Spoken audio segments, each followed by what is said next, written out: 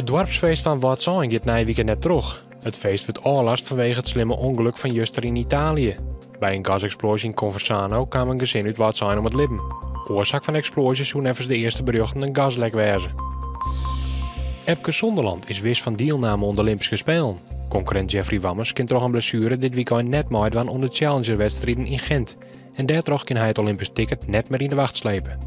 Daarmee komt er eind aan een maandenlange strijd tussen beide turners. Boeren krijgen van de oerhiet flinke belastingvoordelen als ze haar asbestdakken vervangen door zonnepanelen. Door die regeling zouden boeren de investering binnenzien en hier waarom verzinnen kennen. Alleen nog in Friesland zou het gaan om miljoenen kantenmeters dak. Arla houdt op met het merk Friese Vlag op de dijvaarske producten als molken, brei, vla en yoghurt. Van augustus af zet Arla het oude merk Melkunie weer op de pakken. Friese Vlag zal net voor slijm verdwijnen, want het merk bloot op de koffiemolken en lang houdbare molken van Friesland Campina. Joen en vannacht bewolkt, maar zo nou en dan lichte reën. Het wordt dan een gratis tolve bij een hudde wien.